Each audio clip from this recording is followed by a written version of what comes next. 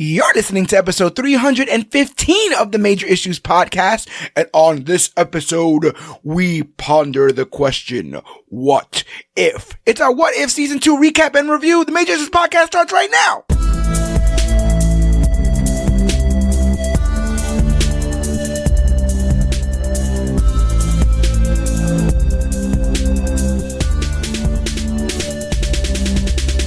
Hello everybody out there in comic book land. My name is George Serrano, aka The Don, and if you're listening to this, you can only be here for one reason. That's a brand new episode of the Major Issues Podcast, brought to you each and every week by ComicBookClique.com.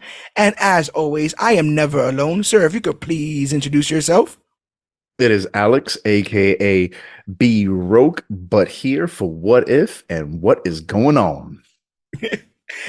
Welcome back, B. Roke. You know, in the vast calculus of the multiverse, I'm so happy of all the versions of you that I've got. I've gotten this version. You understand? I'm glad that you're on this episode of this podcast today. Because, yeah, we're tackling Marvel's What If, which all dropped last year, right around the holiday season, all in one go. Well, not all in one go, but they released an episode a day. Crazy release schedule. I was not used to every morning waking up and seeing somebody else talk about what just happened, because I was like, wait, give me a second. I've got to go back. So I did, after the first couple ones that I watched, I did wait for a bit and then binge the rest and kind of go through it. This is the second season of What If, so we're kind of already familiar with the premise, this idea that the Watcher is looking through the vast multiverse of Marvel and, MCU, Marvel Comics, whatever you want to consider it, and just focusing on specific stories. I mean, this harkens all the way back to the What If comic book series, which posited the same questions. Were you a big fan of What If Season 1? And as the resident Marvel zombie, are you a fan of the What If premise as a whole when it comes to Marvel? Oh, I absolutely love the What If premise. It opens up the universe to so many wishes that people have had. You know, everybody's read that story and been like, man, I wish it would have gone this way, or I wish this character had more screen time, or, I wish this person died instead of this character or didn't die. So what if is that opportunity to go, well, what if this happened or things went a different way?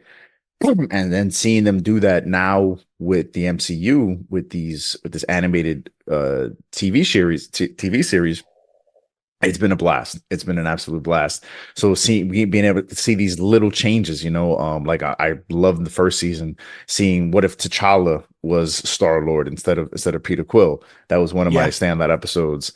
Just seeing the idea of what if Ultron became the big bad instead of Thanos. All those. It's the sandbox that everybody loves to play in, but here it's almost like everybody has that fan fiction dream. So here you get to see some of those things play out, and they continue to do it in season 2. So I had a blast with it. It's a lot of fun. Yeah, I thought so as well. It's one of those things I want like all kinds of levels of comics. I want stuff that I can sink my teeth into, really serious stuff that makes me question some stuff sometimes. I want the absolutely ridiculous bonker stuff that you can only do with comic book stories. And then stuff like this, I just feel like is really fun. It's really inventive. It kind of plays with our imagination. And I also kind of bonkers how many stars they got to return to do some of this stuff, except for RDJ, who they will not pay for the life of them to voice Iron Man in this. And it doesn't seem like we're stopping anytime soon. Right after What If Season 1 was done, they basically confirmed What If Season 2. What If Season 2 is now finished, and we've already got sneak peek images of What If Season 3. So they must be having a lot of fun making this show, and they must have a lot of faith behind this show. Did you find this season better, on par, or worse than the previous? I'm only going to say I did not find this one to be as good as the first season, only because to me, the first season just knocked it out the park. It was amazing how with this season, like you said, I couldn't believe hearing, why can't I think of her name? Hella. Oh, Kate Blanchett. Kate Blanchett, getting Kate Blanchett to come back for multiple episodes in Yeah, this season, amazing. Hearing even Kurt Russell come back and being Ego again. Um, yeah. Chris Helmsworth. I'm Drunk, like, really? drunk Michael Douglas. Drunk, right, right. Just all these people to come I'm like, back. he is not sober in that booth. I don't know No, he's what not. he's yelling about, but he's No, he's not. But no, I mean, it was amazing to hear because that's one thing that helped with the immersion. That even though it's animation as well as completely different stories than what you're used to, hearing the yeah, voices helps me anyway. I would imagine most people get sucked into the story. So I loved seeing that. However, the stories to me just didn't hit the way that first season did. And also in the yeah, first season, every episode built up to that last episode, where in this yeah, season it felt less cohesive. Not that that's necessarily a bad thing, but it just in the end made you feel like, well, all right, that episode didn't matter, so to speak. Whereas the first right, season, everything was building up to that awesome climax of the guardians of the multiverse, which I yeah. absolutely loved. And I like that they brought that back in, but even in going back and watching the season again for this, I was like, oh wow, like you could have probably missed like 2 or 3 episodes, and by the end of the season, been like you wouldn't have even noticed. So Yeah.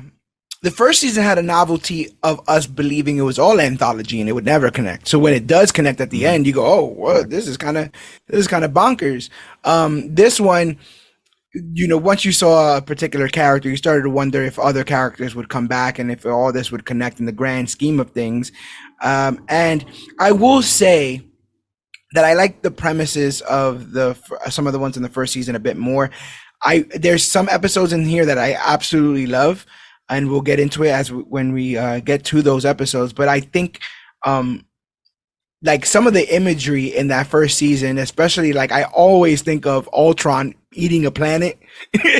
I always think of Ultron just, the body of Vision, the body of Ultron, the Infinity Stones in his chest, Yeah. like all of that, fighting Carol Danvers, basically till the Earth explodes. All that stuff I found really really interesting. And I guess I just love exploring the possibilities of the multiverse in Marvel's What If. Like you said, it's the kind of show that asks, what if T'Challa became Star Lord instead of Peter Quill, or what if it was Peggy who took the super soldier serum instead of Steve? Well, thankfully, I live on an Earth in which I have my own little super soldier serum, my own little elixir that keeps me from procrastinating and gets me back on track. And that, sir, is Magic Mind. We were talking about it last week. And as I said before, I used to be a huge coffee drinker, especially in my military days. Back then, I thought a cup of Joe was the only thing that could keep me focused and help me stay on task. And I dealt with the negative side effects like anxiety and restlessness because I thought I had to. I thought the jitters was just something you had to deal with, like a hangover after alcohol. It's a price you pay for being alert. But turns out you don't have to deal with the irritability or the jittery nature of coffee, because ever since I started taking Magic Mind, I've seen the benefits of cutting down on my coffee intake. Now, instead of resorting to multiple cups of coffee to stay energized, I just take a small shot each morning alongside my first cup of coffee, and I'm ready for the rest of the day. Thanks to the mood boosting adaptogens, I feel significantly better in the morning, and their relaxing effects contribute to my overall happiness throughout the day. Ingredients like ashwagandha, which they don't get from Wakanda, really help me regulate my stress levels. And I find sleeping better, which leads me to starting each day at 100%. And majority of my days, I'm about 73, So having this little pick me up has really, really helped things. And we do so much here. I have a 9 to 5, and then we do so much here as part of Comic Book Click. So this thing has really helped me up my productivity. So if you've got a lot on your plate like I do, and you need a daily shot to reach your goals, you should check them out by going to www.magicmind.com/JAN major issues. That's www.magicmind.com/JAN major issues for January major issues. Join the thousands that are already seeing the benefits of this stuff and snag a sweet deal using my promo code major issues 20. Get up to 56% off your first subscription or a cool 20% off for a one-time purchase. That's 56% off, people.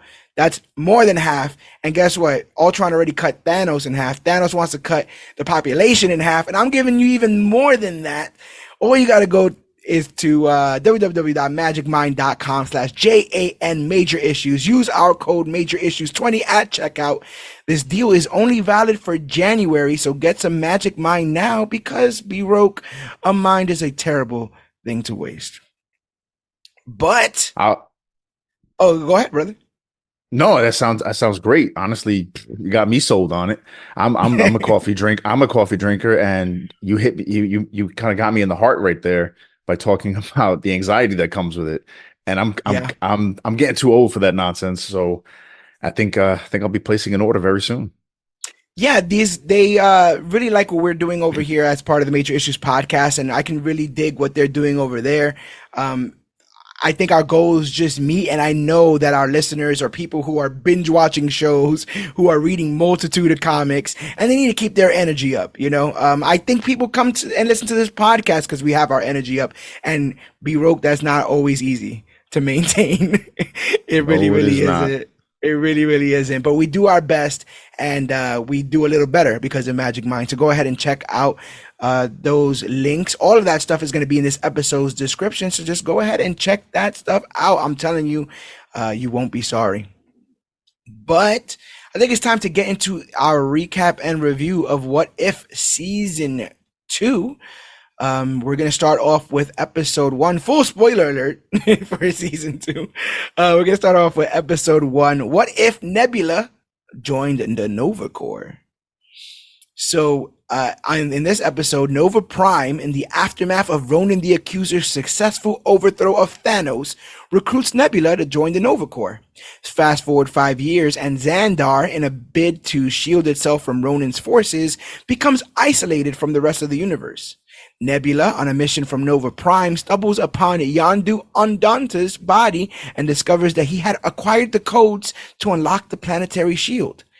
In her pursuit of the truth, Nebula collaborates with Kree soldier Yonrog, only to be betrayed when Yonrog reveals a plan to surrender Xandar to Ronan. So, Yonrog's just a piece of trash in any universe, apparently. That's just what happens there. Poor Jude Law. Surviving an attempt on her life, orchestrated by Nova Prime's men, Nebula takes matters into her own hands. She recruits unlikely allies, including the likes of casino owner Howard the Duck, as well as Groot, Meek, and Korg. I love that they're called rock, paper, scissors. They call themselves rock, paper, scissors, Groot, Meek, and Korg. Together, they embark on a mission to thwart Nova Prime's betrayal and protect Xandar. In the midst of the confrontation, Nebula exposes Nova Prime's true intention, having altered the mission codes to ensure the shield closes again as Ronan's ship, the Dark Aster, approaches Xandar. The ensuing chaos results in the destruction of the Dark Aster and the demise of Ronan. As Nova Prime attempts to flee, she makes her end by falling to her death. Poor Glenn Close doing a real diehard Hans Gruber falling to her death. Despite the challenges, Nebula stands resilient, ready to continue defending Xandar as the shield reopens. I actually thought this was a tremendous start to the season. I really liked this episode.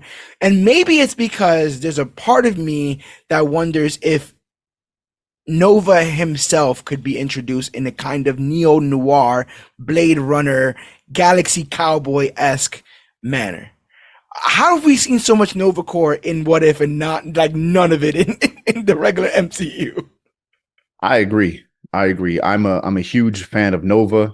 If any of you have out there read Annihilation, Don, have you read Annihilation? Yes, yes. Mm-hmm. You know, if you've read Tremendous. that stuff, you love Nova. And I go further back than that. I fell in love with the character when he was on the New Warriors.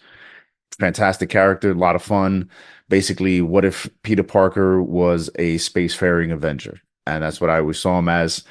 You know, had one of the best aliases, Richard Rider. You can Richard take that Rider. you can take it how you want it.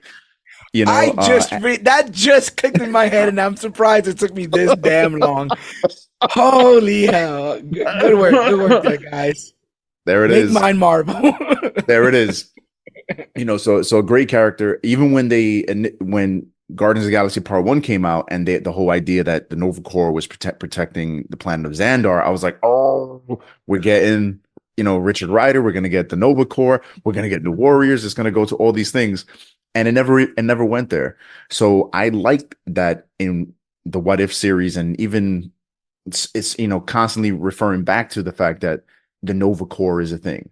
So because I Hmm. think the MCU, Kevin Feige, everybody knows, okay, we eventually got to bring this character around somehow, Yeah. some way. So we got to keep him in the background and keep people thinking of Nova Corps, Xandar, Nova Corps, Xandar. So I'm totally prepared for the eventuality of Nova showing up.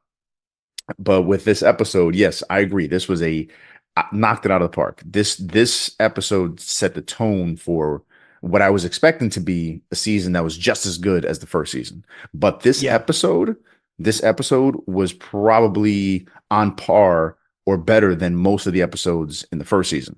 That Blade Interesting. Runner feel, that immediate, that noir, but yet it's space techie. And then I love the fact that it's from the perspective of Nebula, a character Hmm. who went from being what felt like a one-dimensional villain of a character to becoming one of the hearts and souls of the MCU, because it's that character who's so desperately looking for love and redemption. And here we're Yeah. getting that another level of that, where she becomes part of the Nova Corps.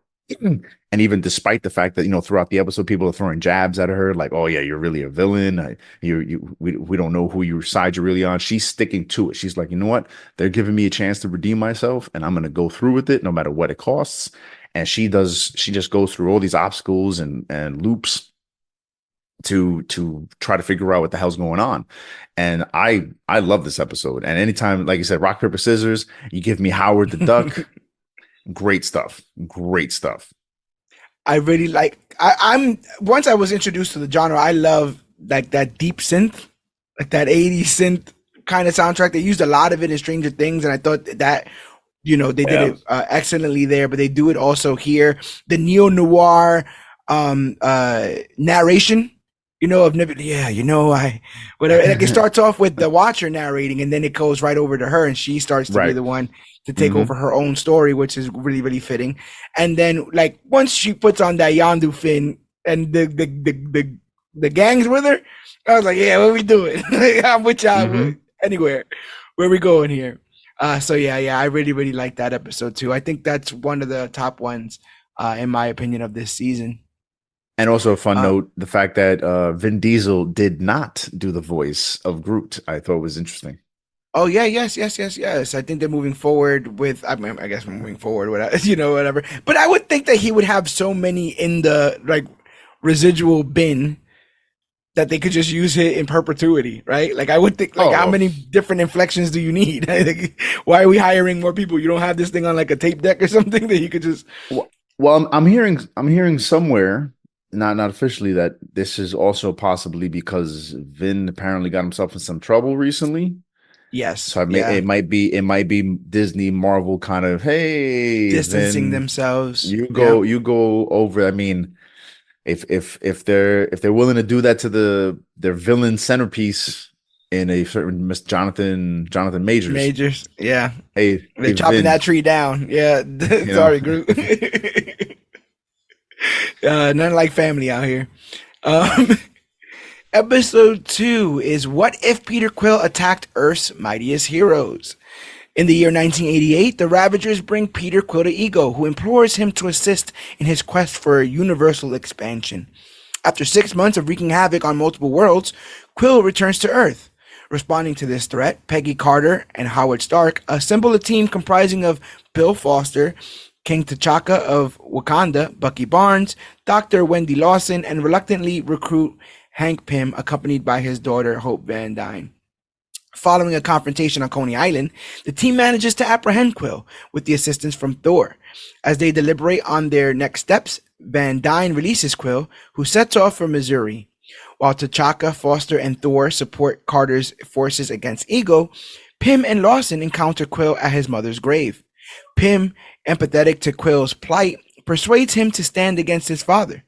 Meanwhile, Barnes, under the influence of manipulators, prepares to assassinate Quill until Stark reminds him of his friendship with Steve Rogers. As Ego poses a formidable threat, attempting to acquire his seed, that sounded a bit dirtier, Pym and Quill intervene just in time, using the seed to obliterate Ego's avatar. The team, minus Barnes, revels in their triumph before gearing up to confront Ego himself. What do you think of this episode? This episode, this is where I felt like, okay, this is the tone of the season. If this is because it was so a different, um, it just felt different from the first episode. The first episode was very gritty, very noir. And even though in this episode, on paper, you read it, go, ooh, this is cataclysmic event, Ego coming to take over planet Earth. It felt very more PG as opposed to the first episode, which, I felt like towed the line between PG-13 and R. This Yeah, episode, it just didn't hit like that first episode. I did dig the idea that the Avengers have always in some way, shape, or form existed. I like that they brought yeah, in Bill Foster as he's the giant man of the team. Seeing even in an animated form Michael Douglas be Ant-Man. right. Seeing Peggy Carter in that I'm in that Nick Fury kind of role, Hmm. which was cool. Just seeing how this, and then of course still having Thor come up and I didn't realize at the time until he spoke. I was like, wait, is that Chris? Is that Chris Hemsworth? They Yeah, got to yeah, do the voice of Thor even in animation. that I thought that was really really really really cool. But just besides that, the stakes never felt big. It didn't quite hit for me. It felt very kiddie.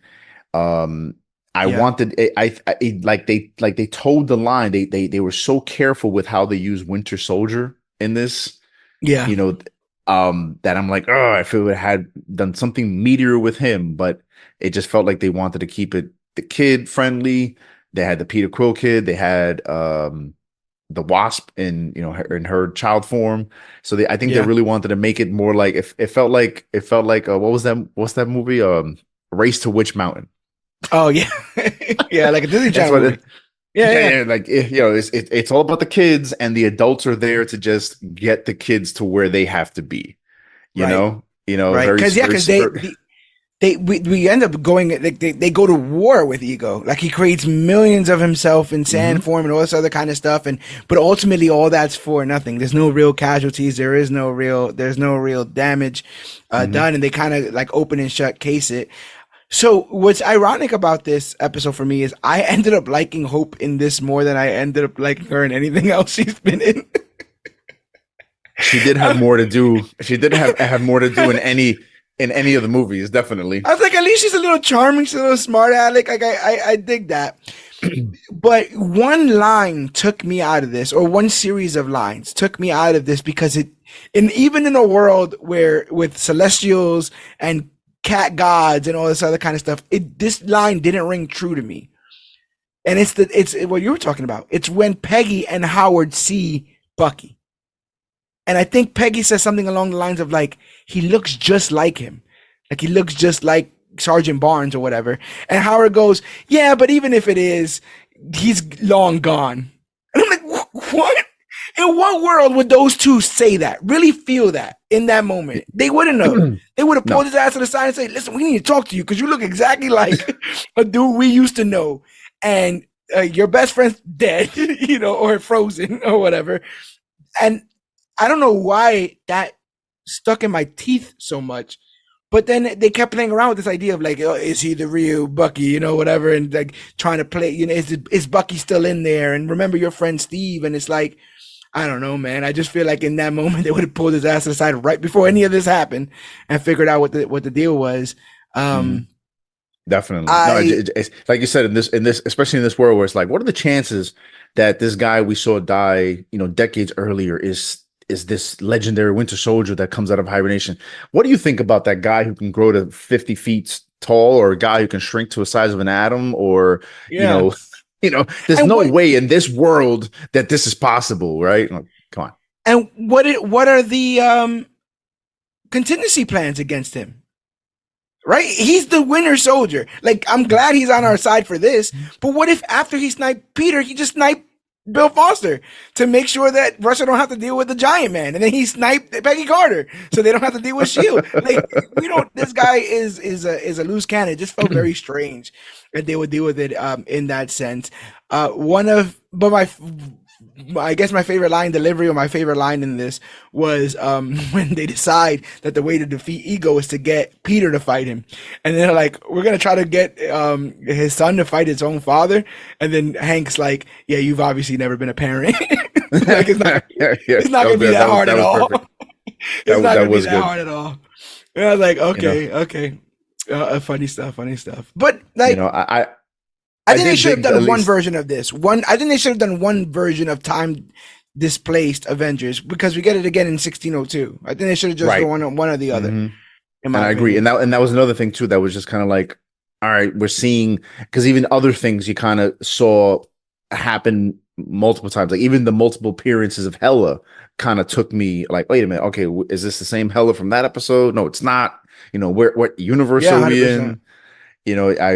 I feel like What If needs to, as crazy and all over the place as it can be, at the same time, if it's confusing me, a casual watcher, a casual watcher is like, what the hell am I watching? Like, is that you know what I mean?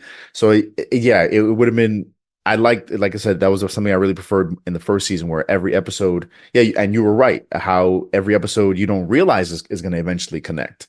Whereas this one, you kind of see those strands, or you're expecting it at this point. And when you start having the same character appear more than once, but yet it's not the same character, I find you confusing people. Kind of takes you out of it.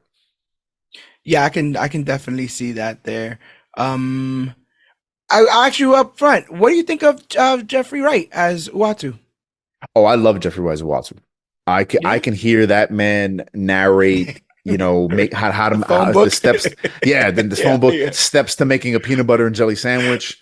That was the exact thing I was thinking of. I was like, spread the peanut butter across the side of the.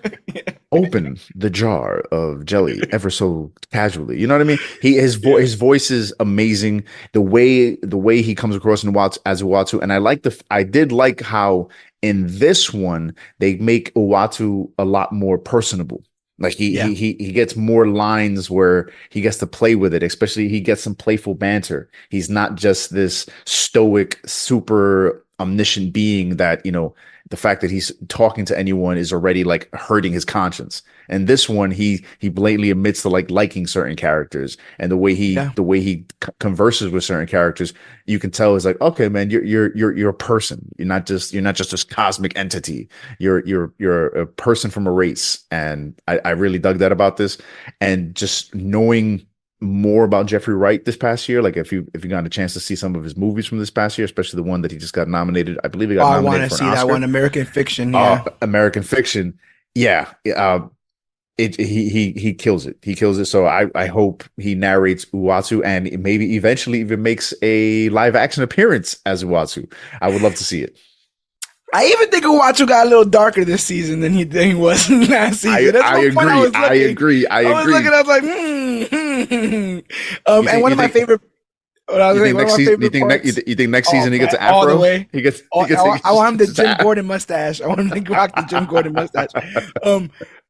One of my favorite moments of the first season is him narrating, and then Ultron turning and looking at him and goes, "Oh damn!" Like he bucks out. Like what's going on here? All the hoity-toityness just drops away. He's like, "Oh shit!" Like I'm now. He can see me. It's about to be a wrap. Let me put my gloves on. I got to go box for a minute. Oh, that was so cool. So now we got probably the most jokey episode of the season. What if Happy Hogan saved Christmas? On the night of Christmas Eve, Happy Hogan is tasked with overseeing security at Avengers Tower during the annual holiday party. However, the festive atmosphere takes a dark turn when Justin Hammer, along with his henchmen, Sergey and Rusty, escape from prison and launch an assault on the tower. Their aim? To seize Tony Stark's technology and acquire a sample of Bruce Banner's blood. In the midst of the chaos, Hogan, in an attempt to protect the valuable blood sample, he's inadvertently injected with it. This triggers a gradual transformation, turning him into a Hulk-like monster while retaining his intelligence. While the Avengers occupied elsewhere, with the Avengers occupied elsewhere, and Stark Stark's AI Jarvis inactive, Hogan reaches out to Darcy Lewis for help. Darcy embarks on a mission to find a new AI to reboot the tower's systems. Unfortunately, Darcy falls into the clutches of Hammer's group, who not only take her hostage, but also seize control of the Iron Legion and Stark's powerful Hulkbuster armor. As Hogan's transformation completes, he unleashes his newfound abilities, destroying the Iron Legion and defeating Hammer.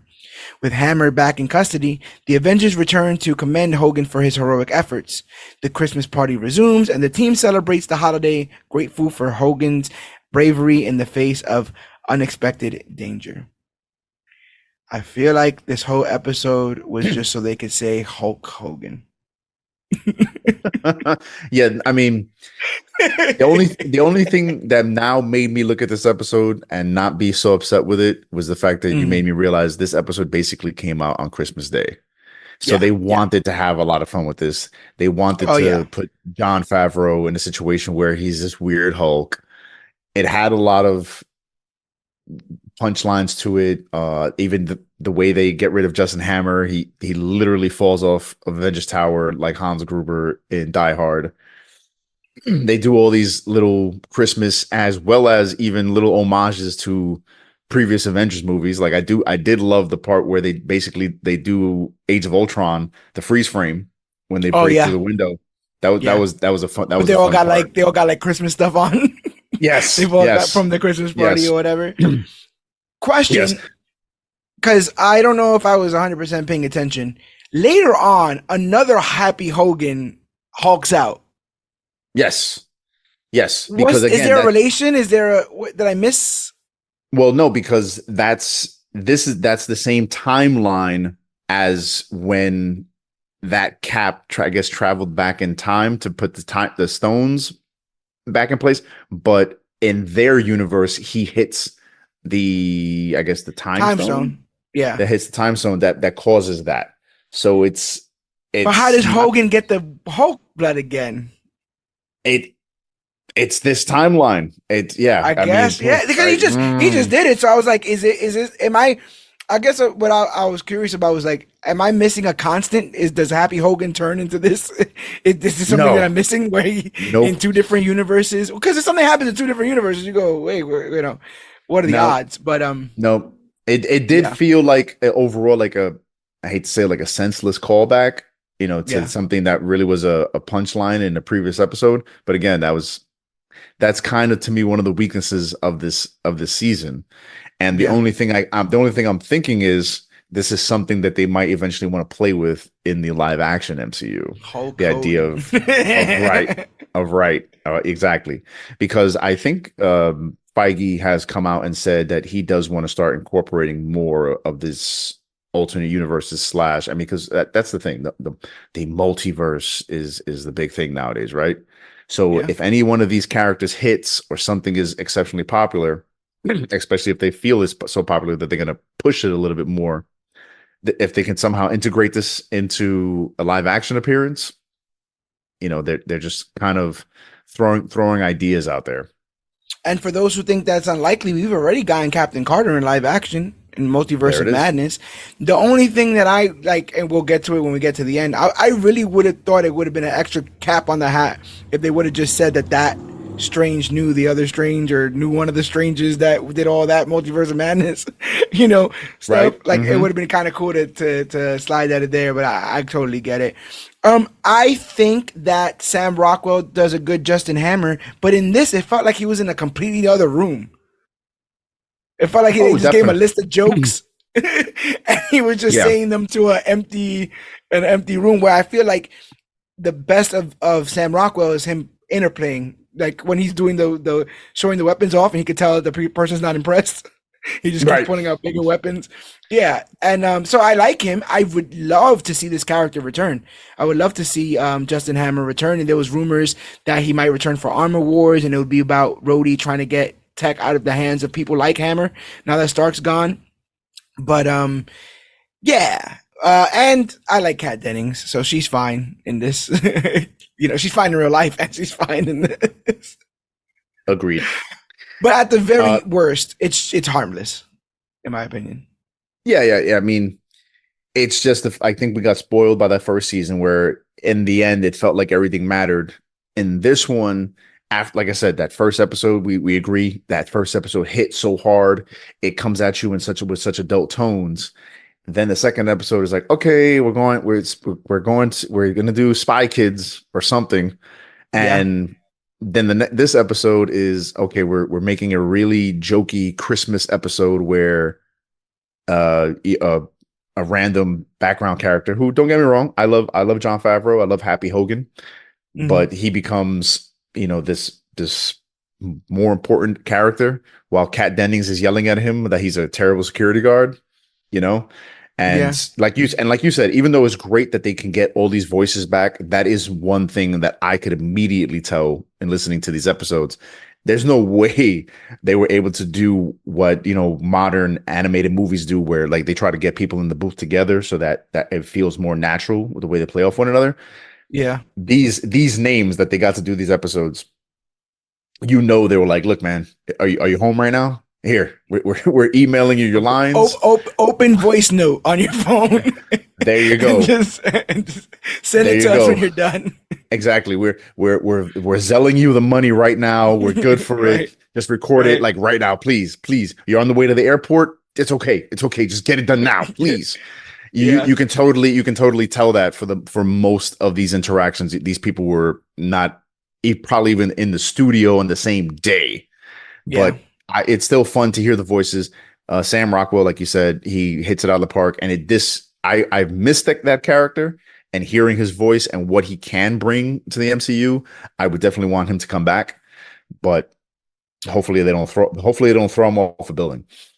Also, like, j- if you just take out the Hulk blood transformation for Happy, there's no reason why this couldn't be a one shot, like how they used to do the Marvel one shots. You Yeah, know, all those actors are definitely. available. You know, it could. I could totally see a world in which they thought about doing this in live action as like a little side movie to put up with, one of the DVDs that comes out. But then they were like, it's gonna get too crazy, and then they end up doing it this way. But like I Man, said, at you the very you worst, it's harmless. you're making me miss those one shots. That's one of the things I They were used to love great. about buying the Blu-rays and being like, Yeah, oh, what's this little, a funny thing happened on the way to Thor's hammer. Oh, this is a cool little thing, or Hail to the King. Those were great little short movies, so to speak. oh, We don't get those 100%. anymore. We don't get those anymore. I'm telling you, they can still do them. They should still do them. That I agree. Return of the King one, blew my mind when I first saw it. Because I was one of the ones that was like, this Mandarin thing, man, it kind of, and then when it came full around, there is a 10 rings. We really out here. Oh, he's sending hitters. And then to watch Shang-Chi and to see him captive, I was like, yeah, exactly. Perfect. That's exactly what should happen. That's exactly what would happen. Um, we are now on what if Iron Man crashed into the Grand Master. In the year 2012, Tony Stark becomes an unexpected savior for New York, redirecting a nuclear missile to thwart the Chitauri invasion. However, his heroic act strands him on Sakaar when the wormhole he uses closes before his return to Earth. The ruler of Sakaar, the Grand Master, compels Stark to stay. Stark finds himself entangled in the Grand Master's schemes when he intervenes in a death race to rescue a racer named Korg. During the escapade, he crosses paths with Gamora, dispatched by Thanos to eliminate Stark for his interference with the Chitauri. Both Stark and Gamora are imprisoned by the Grandmaster's chief enforcer, Topaz. Upon discovering Gamora's mission and pledging to thwart the Grandmaster's rule, Stark engineers an escape. He enlists the help of Korg and Valkyrie, constructs a new Iron Man suit, and challenges the Grandmaster to a race, vying for the title of Sakaar's ruler. Despite the Grandmaster's attempts to cheat, Stark emerges victorious and Valkyrie defeats Topaz, leading to the melting of the Grandmaster. I think they didn't just like hit his foot, right? And he's like, I'm melting, I'm I'm melting, melting, I'm melting. melting. As Valkyrie ascends to the throne of Sakaar, Stark persuades Gamora to carve her own path. The two, along with Valkyrie, embark on a journey to confront and defeat Thanos. In a mid-credit scene, the still-alive Grandmaster pleads with Topaz to collect his new puddle-like form, adding a touch of humor to the aftermath of the cosmic escapade. I wasn't a huge This fan of this. Nope. This Um, episode did not hit for me whatsoever. This was one of those episodes where I was like, is it over yet? I just don't know what the Um, stakes are in this. What am I supposed to care about? Like I guess Stark is there on an alien planet. He's just breathing. No questions about that. No issues, comments, or concerns. This is also a episode that was rumored to be scrapped from the first season. I don't know if you remember, but there's a montage of the Watcher pulling people to join the Guardians of the Multiverse, and the Gamora that he pulls is this Gamora, who's standing next to a Hulkbustered Tony Stark that has Sakaar markings all over the body. So people had assumed that this was pulled from there, which makes a lot of sense. And then so if you get those stakes out of there, it just becomes like you said, like this said, a race. And I'm a little. I want there to still be some severity and some gravitas with the Grandmaster. I like that he's aloof, and I like that. But I attribute his aloofness to being as old and as powerful as he is. So when mhm. he's thwarted easily, it doesn't make any sense. It doesn't click in my mind that would happen. And I still really wanted the Collector and the Grandmaster to meet at one point, and that never happened. So the reminder of the Grandmaster and the reminder of Sakaar, to me, just reminds me that we failed World War Hulk, and we failed what is it, Contest of Hmm. Champions, Yep. or Secret Wars, whatever you want to Yep. consider it. Like these grander concepts, it feels like we barely scratched the surface in the MCU, and then didn't we just put a rug over it? In What If we didn't even get any deeper? But yeah, what else do you No, think about this episode? no, you literally pulled so much of like my mind in your comments you just made. Same thing. I don't mind, especially when we first meet the Grandmaster. Like I was waiting in for Ragnarok for Goldblum to kind of go crazy, to finally like snap and become serious and go, no, no, no, no, no, no. This is just a facade. This is me joking around. I'm an elder of the universe. I joke around because I can. But Hmm. here's why I'm going to show you why you shouldn't just take me so not seriously.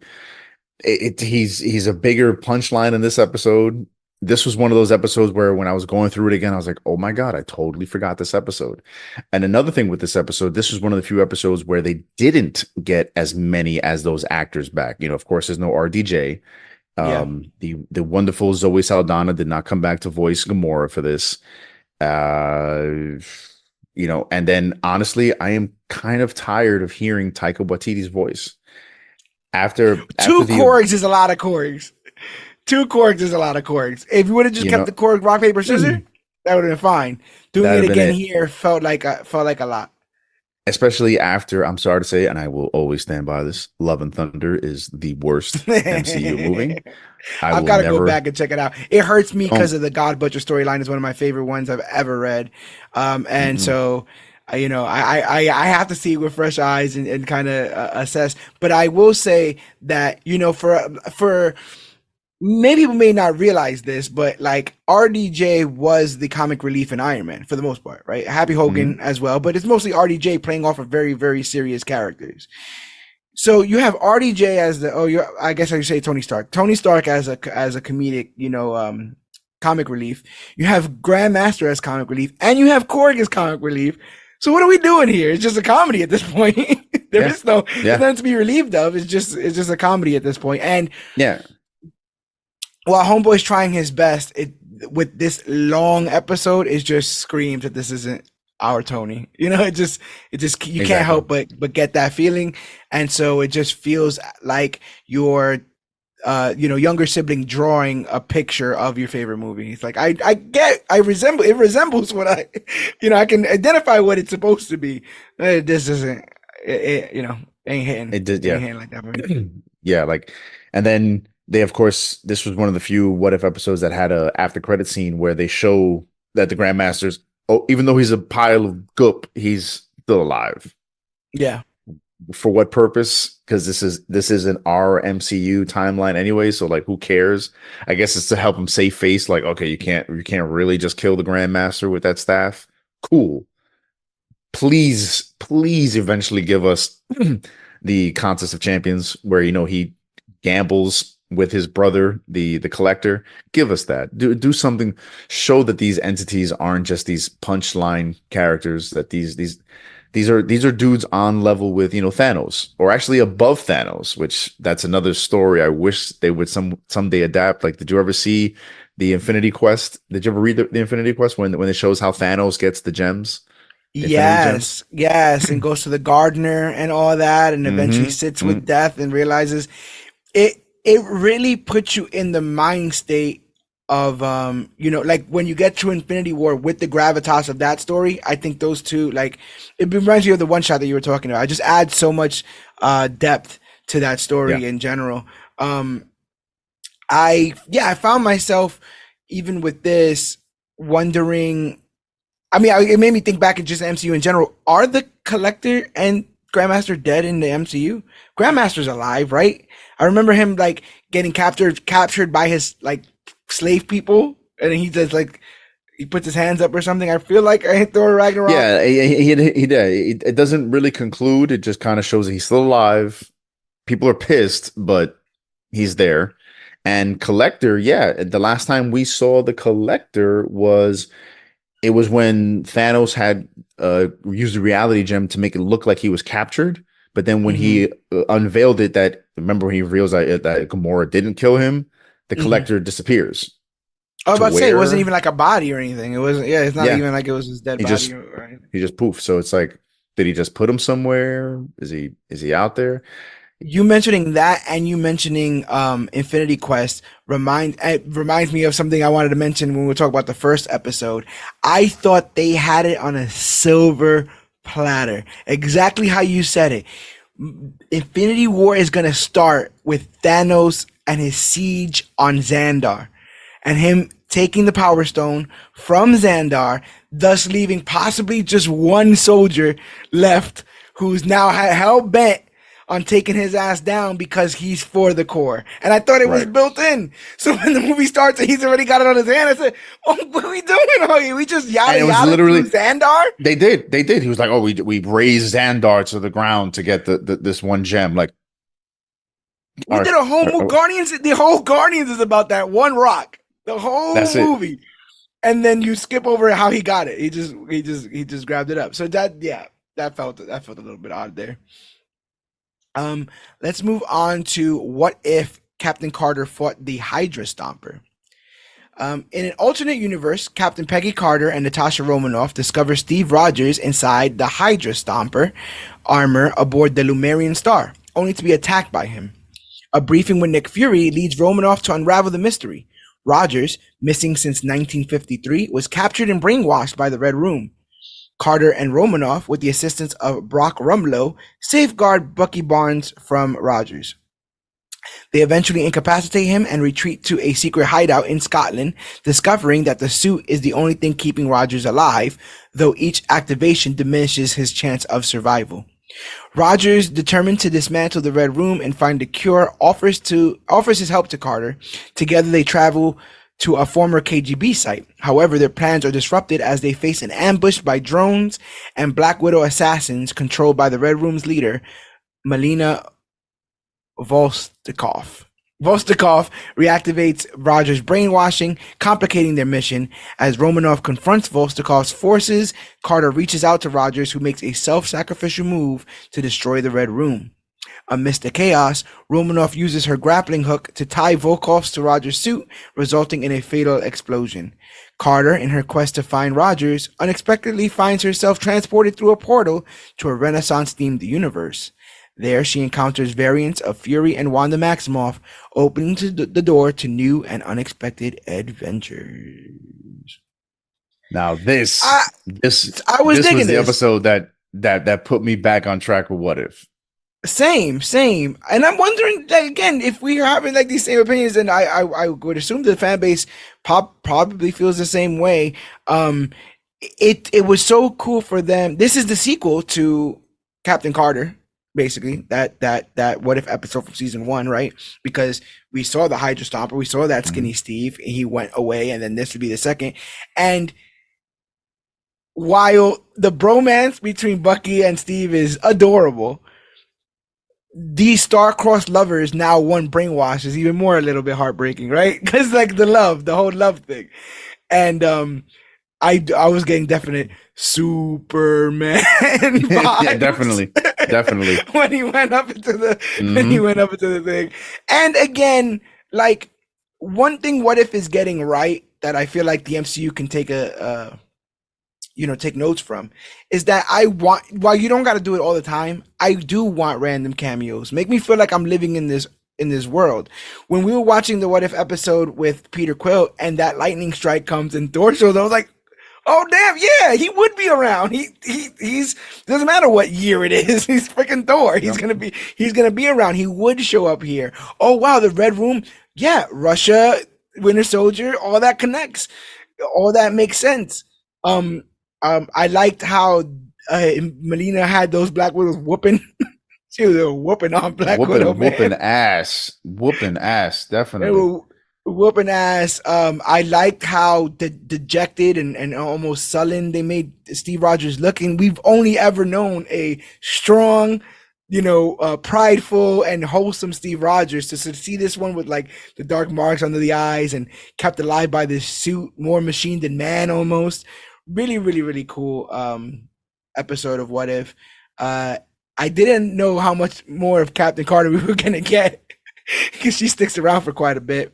But I did like this seemingly simple twist to a very, very, very popular comic book movie, The Winter Soldier, which actually turns 10 years this year.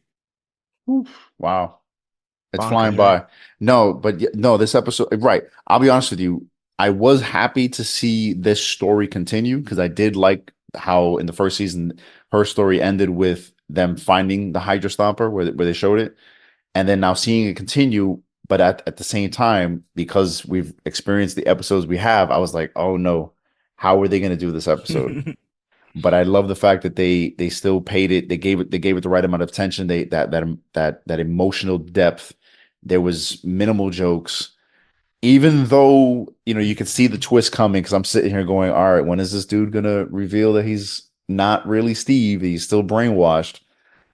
Even with seeing it come, it still hit. It still hit for me because it is that Yeah, sad story of man, like are these two ever gonna get together? You know? And that even comes up again in a later episode, right, and so it's bittersweet. It makes you feel for these characters, and a character like you said, but like we said, like you never know which characters are gonna hit, and but one of the characters we know that hit was Captain Carter. She's appeared in live action. They've given her. She's appeared in many comic books since this these What If has come out, and she continues to be a great character to follow. And if they keep having Haley Atwell put on that that Union Jack, I'll be happy with it. she's gotten more work post the Captain America movies than anybody else. It feels like post those Cap movies. She got the three Cap movies. She got two seasons of her own show, and now this. They really like Haley Mission Atwell over there and Mission and not Impossible. just Yeah, that, and just in general, status. her status has definitely Yeah, elevated. I mean, when you star side across from Tom Cruise in one of his movies, the people are noticing you. yeah, Because 100%. I love Sebastian Stan, and as much work as he's gotten since Winter Soldier, he hasn't hit. He hasn't. He hasn't No, showed up in a Tom Cruise movie. no, no, You no. know. He hasn't. He hasn't. Not yet. But no, this episode got me excited again for What If, and for me, I liked that the episodes came out every day, especially after it helps you clean that palette real quick too, because it's like, oh, I didn't like that Yeah, episode. Oh, another episode. I didn't like this one. It was okay. I like this episode. Now I can't wait for the next episode, especially with the way this one ends, because I'm a big fan of 1602. Did you ever read 1602? no, but I'm aware of it. I loved 1602. So seeing the 1602 characters show up at the end, I was like, ooh, now that's a different world. Let's see what they do with this. I'm looking forward to the next thing. Interesting. I also really liked how Melina died. I like that she like she grappling hooked her to Steve, and so she just gets Oh, drugged, she's just screaming. pulling. Boom. And you just know what's gonna happen when he gets up there. Yeah. No, So yeah, I really, really even good, like really the fact good. that they're still leaving her world, something for her to do and something happening in that world. You know, they've Yeah, taken out the Red Room, but they've said like Steve is probably still alive somewhere, so that's something to go on there and to more to play with. You know, their Black Widow is still alive. You know, their shield is still work and functioning. So like, what's going on? What else? When they do get her back to her world, what are they going to have for her to do? And I'm looking forward to that. yeah. Because even when granted the opportunity, she's still taking detours. She's still like, ah, Mhm. we can go back, but Let's let's go go do some more here. stuff first. Now we are on the episode that is completely whole cloth creation of this series. What if Kohari reshaped the world? Who? Uh, Kohari? Am I saying that right? No, you are. I'm just saying the All fact that right. this is a completely brand new character. I dig that. Yeah, it I dig is. that. Following the destruction of Asgard by Surtur during Ragnarok, the Tesseract crash lands in a lake within the Haudenosaunee Confederacy in pre-colonial America, imbuing it with magical properties. As tribes people interact with it and mysteriously vanish, the lake becomes known as the Forbidden Lake. In the late 15th century, Mohawk siblings Kahari and Wata find themselves pursued by Spanish conquistadors who ravage their village in search of the elusive Fountain of Youth. During the chaos, Wata is captured and Kahari is wounded, falling into the Forbidden Lake, which transports her to another dimension. In this new realm, Kahari is tended to by fellow Mohawk inhabitant Attack Attack that's her homie. He reveals that those who disappeared were transported to the sky world, gaining powers and immortality but unable to return.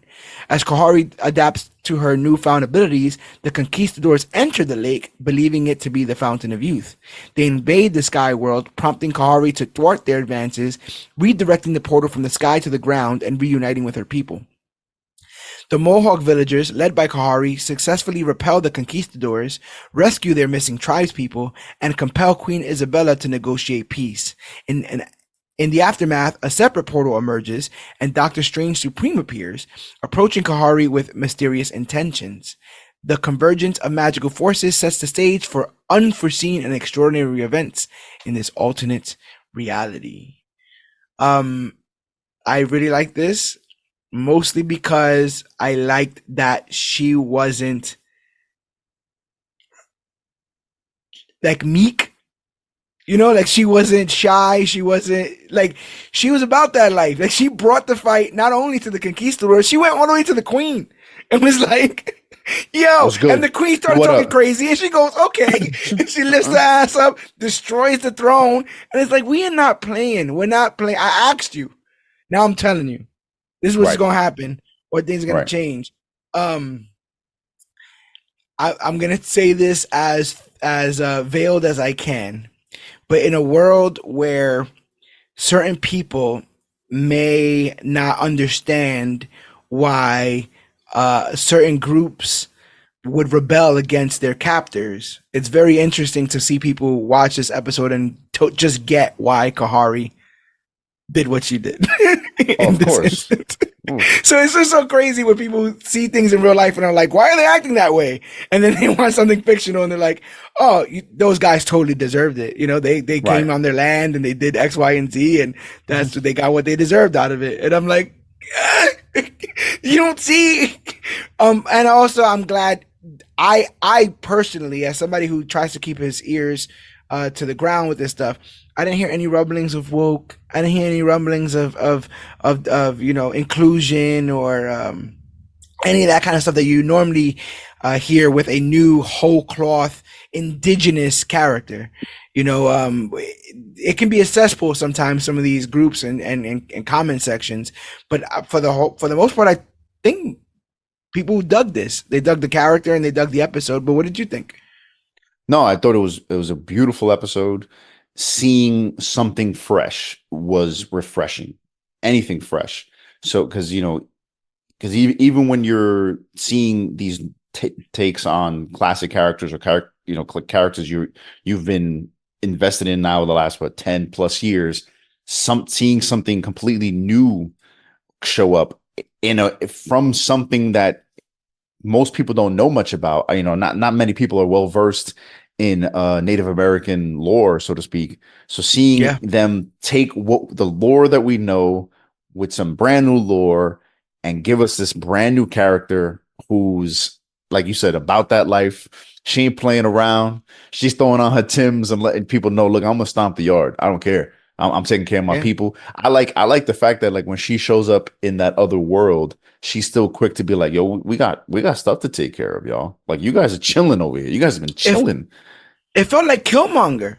It felt like when Killmonger went to a continent, it was like the rest of your people are suffering, and y'all just chilling here. Like not Right. for nothing, but there's like I think she says in this like you've left your ancestors for way too long or something like that. You know, like the Yep. distance is like come on, and I'm like she's kind of right. You were Yeah. wrong. You were wrong. No, and she brings the fight. I loved, that the when she does confront the conquistadors on the shores.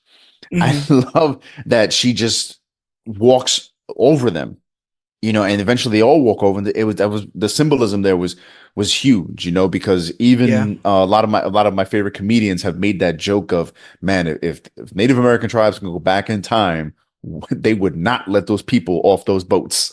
no, They're just standing no, right there in the water. Here's some corn. yeah. Here's some beads. Go back. And That's when you it. think about it, these are so many of these tribes were marched out of their lands, marched Hmm. out of their areas. So to see them use their, to just do the walking with the real walking was really Yeah. cool. Also, love the kind of factually accurate conquistadors. Like it wasn't just like the normal British, Hmm. John Smith So, kind of stuff. we are here to sell you tea, and it was because look, we're Latin, so Yeah, hearing them in Spanish talk viciously the way they were talking, I I was like, perked ooh, up instantly. I said, like, "That's Spanish." Wait a minute. Okay, cool, cool, cool. mm-hmm, And the imagery. Like at one point, they have several native people handcuffed with their heads mm-hmm, down. Like it's yep, really dark imagery, but also factual stuff, yeah, factual imagery. So in on this point, in this almost revenge fantasy, it was super cool to see them take matters into their own hands. And a, a, a worse series would have found some way for her to break bread with them at the end. When we know yeah, breaking bread is kind of what got them in the fucking right. problem in the first place. Well, right, because it's like you said. I mean, I thought it was crazy when they just straight up show up in the throne room. Like that was a Yeah, great scene, And I love when she picks her up out of the chair. She's like, "Look, man, I came here talking to you nicely. I just showed you. I just teleported, man, through a blue yeah, portal. It's something you have no idea about. Your advisor had literally just told you, I think we're done. I think the new world is done for us. I think they're sending us a message." And she's still sitting there talking smack. They walk through a portal into the throne room, speak nicely, glowing, glowing. right, and she's still not getting it. She's Yeah. still not getting it. So it's just like, all right, now I'm gonna show you. I'm gonna I'm gonna Luke Skywalker you like C3PO in Return of the Jedi, move you Uh around. huh. Then I'm gonna shatter your throne, which is so symbolic in what she's trying to show. Hmm. And then finally, Doctor Strange or Doctor Strange Supreme, whatever he goes by, shows up.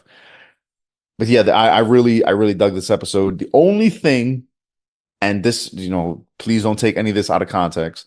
Just in general, one thing I didn't like was the introduction of yet like another character that feels all powerful. Got you. You know, Yeah. I wish they would have more established a weakness or a limitation to this new power, Right. because it does feel like, okay, we have this character that they just created. We have Captain Marvel. We have the Scarlet Witch, who has shown she can do crazy stuff. And guys, face it, she's not dead. Um, Yeah. Gaia. you know, Gaia's got every Gaia. power, and, she got it in a You know what I serum. mean? Yeah, yeah, right, exactly. So all these characters in the last, year or so have become this omnipotent power level where it's just like if I watch you in a fight, I'm just watching the inevitable. Like, okay, when are you gonna win this fight? I want to feel like there's gonna be a struggle. So giving me a character like this, I just look at it, go, oh, she's I give me something that the villain could use against her. Totally. And I also wonder if like what the residual effects of something like this are. Like are we only saw her in this time period, right? And then we saw her brought from this time period to modern times, whatever you want to consider the timeline was, where she's with, Doctor Strange Supreme and Peggy Carter. But like does her offspring have these powers? If this is still the Marvel universe, are the Avengers still a thing? Like, is that something that still comes about when that time comes? Is there a Native American on the Avengers that has, you know, is there white people on America, North America Right. after this happens? Yeah, Like and not there's so just many that. implications. And not just that, it's not just her. It's the entire Our tribe people, seeming because they all yeah, come back and they've just run through the armada and you're just like, oh yeah. my God, like I can't imagine then having like Thor come down and then being like, ooh, we're scared. It's gonna be like, oh That's what I'm saying. Yeah, yeah. no, man. Got a whole tribe of these people that could basically do anything. So No, I get it. And good thing you brought up Thor. Our next episode is what if Hela found the Ten Rings? Weary of Hela's relentless bloodlust on the Nine Realms, Odin decides to banish her to Earth. Stripping her powers, Odin destroys Mjolnir and enchants her crown. Hela finds herself in medieval China, facing Zhu Wenwu's armies. Her attempts to retrieve the crown are thwarted, and Wenwu, recognizing her potential, tries to recruit her. After failing to steal his 10 rings, Hela escapes with the help of Hun Dun and journeys to the realm of Tao Lo. There, she persuades Jia Yi, the leader of Tao Lo, to let her join their cause. Recognizing Hela's true desires for freedom, Jia Yi imparts martial arts skills to her. Meanwhile, Heimdall's attempt to locate Hela fails, prompting Odin himself to visit Earth and confront Wenwu. Hela, now aligned with Wenwu, joins the battle against Odin, emerging victorious and proving her worthiness to wield her crown. Acknowledging Hela's growth, Odin sees Asgard's throne to her. Hela unites the forces of Asgard and Wenwu's Ten Rings organizations, embarking on a mission to bring freedom to the Nine Realms and beyond. In a twist of fate, she intervenes to rescue Gamora's people as they face an attack from Thanos, showcasing her newfound role as defender of liberty across the cosmic expanse, and she is now the goddess of light. So I dug this, but I also, it feels like so long since Shang-Chi. Just because of them not bringing any of this up. And it reminded me about how much I liked the character of Wenwu and how much I liked just that setting. This warlord, but this warlord with a heart, with charm, and he bags women across. In both live action and here. Kate Blanchett is chewing the scenery in all this entire yeah, episode, having a blast chewing the scenery. But then, like, they put her in regular clothes, and she looks like a regular person. She doesn't have the 18 arm yeah, the crown and harm, stuff yeah, like the that. crown, yeah. Yeah, I'm like, oh wow, she looks kind of normal here. This is kind of cool. Um, I love the logic, and remember how I was saying before about like the whole Bucky Barnes, Peggy Carter logic thing stuck in my tooth. The thing that they said here that I was like, oh yeah, she runs away, but she's going to go run to Norway because they have Vikings there who practice Norse mythology. So she Right. knows if she goes there, she would be a queen and they would just love her forever and whatever. And I'm like, it's a pretty good contingency plan. That's a pretty damn Makes good sense. contingency plan. So I thought that was good. Seeing Wenwu stand up to Odin, like that's fucking huge. Like, that's enormous.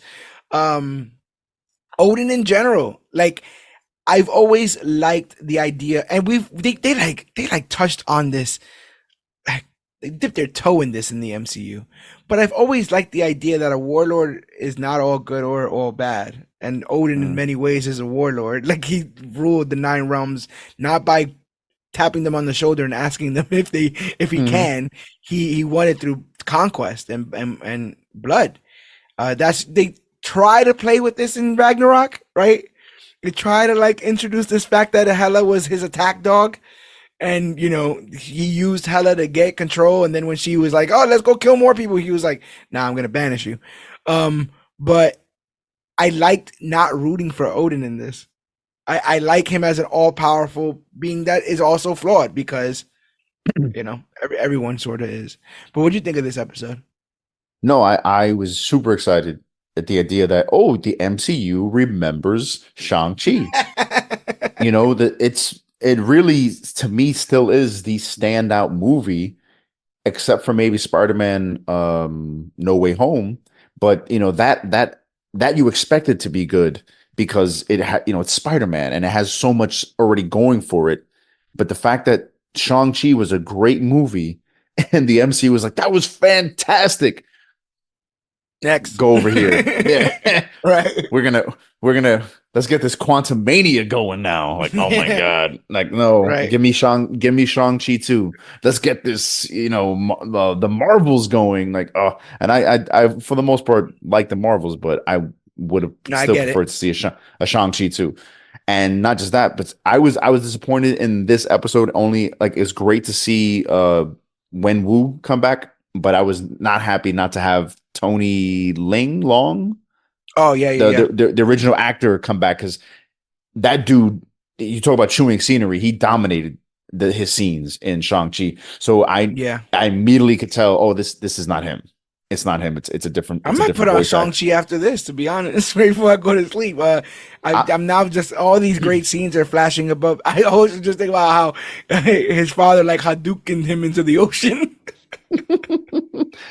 Shang-Chi is probably my most rewatched MCU movie of the last couple years. Interesting. Ever since it came out, I've probably seen that movie more than anything else the last couple of years. Not overall, because Right, like, right. Winter Soldier, Guardians of the Galaxy, I've there were times where I had that thing on repeat in the background of my house, just because I love them You're so much. mouthing the words as it's Exactly. going on. Yeah. But Shang-Chi is the one that I constantly go back to the last couple of years because it was so darn good. And I'm itching. I'm itching for more from that world. And here we get some of it. And I, for the most part, really liked this episode. And I did like, at first I was like, oh, here we go again with this whole idea, nature versus nurture. This is, can you redeem this character? But because this is a case again where the voices do suck you back in. Hearing Kate Blanchett, hearing her you know just pull off these great lines against the character of Wen Wu, who, you like you said, he's sitting there planning invasions, and she barges in, and he's just like, "Yo, get her some clothes, make her look pretty. You're gonna Hmm. be my wife. Oh, you're a goddess? Cool. I'm down with that. You're a goddess. Cool. I'm a Yeah. warlord. This is gonna work perfectly. Wait, you're trying to I've fight been me? looking for a goddess. Exactly, exactly. So it played so perfectly, and then when it eventually culminates into this big fight with Odin, it's like, whoa, how's this going to go down? How's this going to matter? But I also like playing the other side of the coin, because I Mhm. always feel, if you go throughout history, people who have always fought for the righteous side, like, oh, I'm the liberator. A lot of times they themselves also end up being the Yeah, the the captor. Yeah, the the yeah. So warden. I the warden. So here I'm wondering how long does she go into the liberator of the nine realms until she eventually becomes, oh crap, I got to be the one that takes stuff over, you know, Bro, because it starts off with I want to save people, and then it ends off with we need to put a suit of armor around this entire you this beat me entire to earth. it. Damn it! You beat me to it. You beat me to it. It's because it's what It's an happens, escalation. It's always an escalation. you We got a know. satellite in the sky, and they can see absolutely anyone. And as soon as I need it to blow somebody up, it will. Yeah, That's man. right. I'm doing this for you guys, though. I'm doing it to keep you safe. I'm the It's so only that you're one that okay. can. That's it. I'm the only one Yeah. that can. I Um, saved all of you. Now I got to keep you safe. Yeah, forever. But yeah, we got a whole dimension of Tao Lo. We still ain't really touch on, a bunch of fighters in there, ready to go whenever. Um, and we got it was a, the after credit scene from Shang-Chi where it's like, oh yeah, where if you're a comic book fan, we know that that's the five cities, from Iron Fist. That's what it immediately made me think. I'm like, ooh, we're gonna get all these different things. I want it. Give it to me. Give it to me, damn it. oh, don't also forget he was being beeped in Shang-Chi. That's what I'm saying. That's he's being summoned. So The it's like, Oh yeah, ooh, yeah, yeah, yeah, yeah, yeah. I thought that was gonna go to a Kang thing of it all, which if it because of the inscription on the rings, and they were going through this whole Quantumania thing where they looked like some of the same tech or whatever, as if he dropped the rings, and whatever. Um, but yeah, there's still so much to go with that character and stuff. I did like that they mixed a bit of what we saw in early Shang-Chi with the Thor film, right? The whole idea that she gets banished, she can't pick up her helmet, which I was like, was the power in her helmet? I don't remember the power being in her helmet. I just thought it was like a cool accessory.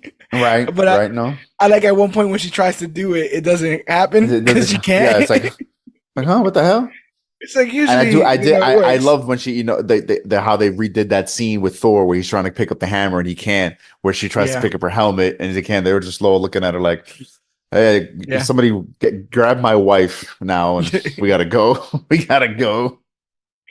But No, that's the thing. I just feel this was a like good episode. I do feel like I love my Avengers. But I do want to do more what ifs with characters like this who we don't have a lot on. Hela is a mainstay of Marvel Comics. She's not somebody that's destroyed that shows up in one comic and then it gets destroyed. You know, so the idea that she's not around, the idea that Kate Blanchett just can't choose scenery in any given film because she's just around, like you kind of miss out on that kind of stuff. So I thought it was really interesting in seeing it done here. And yeah, man, I think Wenwu was cool. Like I mean, he's a warlord, and he's probably done a lot of bad stuff. But just the way he uses the rings, I've always found really inventive, and they've got to come up with cool ways to do it. But I always thought it was really really cool, and it always makes me think of when he made Shang-Chi point out the guy who killed his mom, and then he goes into the restaurant and basically yokes everybody up. But my favorite part of that scene is when he shotgun blasts the dude that's on the ground. He just boom. I was like, Done. damn. Damn. Hey, Yeah, man. Don't want to mess with don't that, mess man. with me. And the That's only it. person to mess with him was his son. So Right. I would love to see any kind of time that his organization rubbed up against anybody else, any other troublemakers, and who he had to put down and who he just kind of backed away from and said, okay, we ain't dealing with that. That guy with the hammer, we're just gonna let that rock. We're gonna leave that man alone. Leave it alone. Keep it moving. Speaking of keeping it moving, we're up to our last two episodes that kind of join together. What if the Avengers assembled in 1602? Upon entering an Elizabethan era universe, Captain Carter joins forces with Wanda Merlin and Sir Nicholas Fury to prevent an impending incursion. While successfully rescuing Prince Loki from a dimensional tear, Captain Carter tragically fails to save Queen Hela. Again, this is way too close. These two episodes. We just dealt with a Hela episode, and now you bring Hela back, and she's gonna be in the next episode too. Come on. So yeah, she ends up dying, and because of all that suspicion, Sir Harold the Happy Hogan targets her under King Thor's command.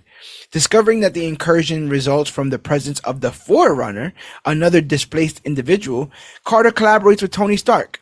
Together, they use the Time Stone in Thor's scepter to build a device capable of identifying the Forerunner.